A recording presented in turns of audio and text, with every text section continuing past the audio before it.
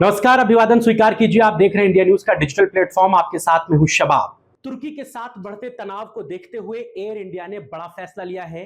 Tata group की airlines अब अपने विमानों की मरम्मत के लिए तुर्की की कंपनी तुर्किश टेक्निक पर कम निर्भर रहेगी।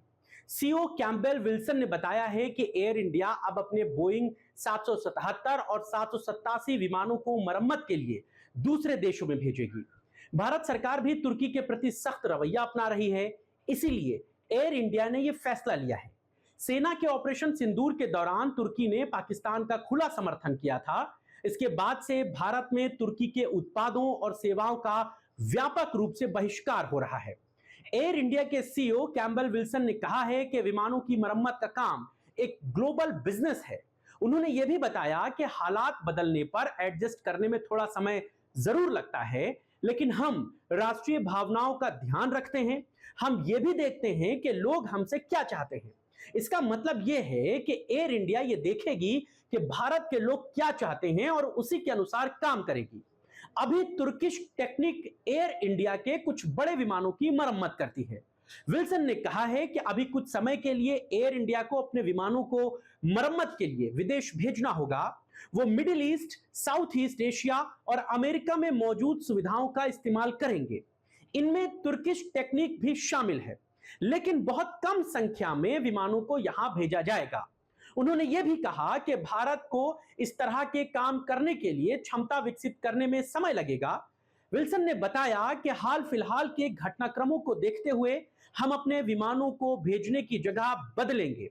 हम तुर्की को कम विमान भेजेंगे और दूसरे देशों को ज्यादा। उन्होंने आगे बात करते हुए कहा कि विमानों की मरम्मत जरूरी काम है, इसीलिए इसमें थोड़ा समय लगता है। हम हाल के घटनाक्रमों पर पूरी तरह नजर बनाए हुए हैं, हमारा ध्यान है और अपनी योजनाओं को हम बदलेंगे। एयर इंडिया के पास कुल 191 विमान हैं, जिनमें 64 बड़े आकार के जेट विमान शामिल हैं। भारत और तुर्की के बीच तनाव मई से बढ़ा है। तुर्की ने पाकिस्तान में भारत के हमलों की निंदा की थी। इसके बाद 15 मई को भारत के bureau of civil aviation security यानी कि बीसीएएस ने तुर्की की company Celebi airport services India private limited की सुरक्षा मंजूरी रद्द कर दी थी। इसकी वजह राष्ट्रीय सुरक्षा बताई गई थी। इसके बाद 30 मई को विमानन नियामक डीजीसीए ने इंडिको को तुर्किश एयरलाइन से 2 बोइंग 777 विमानों को किराए पर लेने की अंतिम 3 महीने की मोहलत दी गई।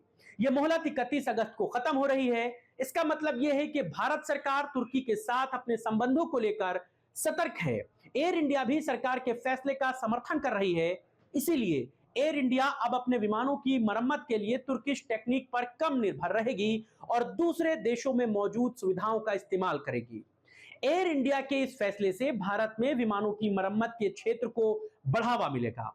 भविष्य में भारत सरकार इस क्षेत्र में निवेश कर सकती है, ताकि भारतीय कंपनियां भी विमानों की मरम्मत भारत में ही करा सके। इससे भारत को आत्मनिर्भर बनने में बड़ी मदद मिलेगी। फिलहाल इस खबर और इस चर्चा में बस इतना ही।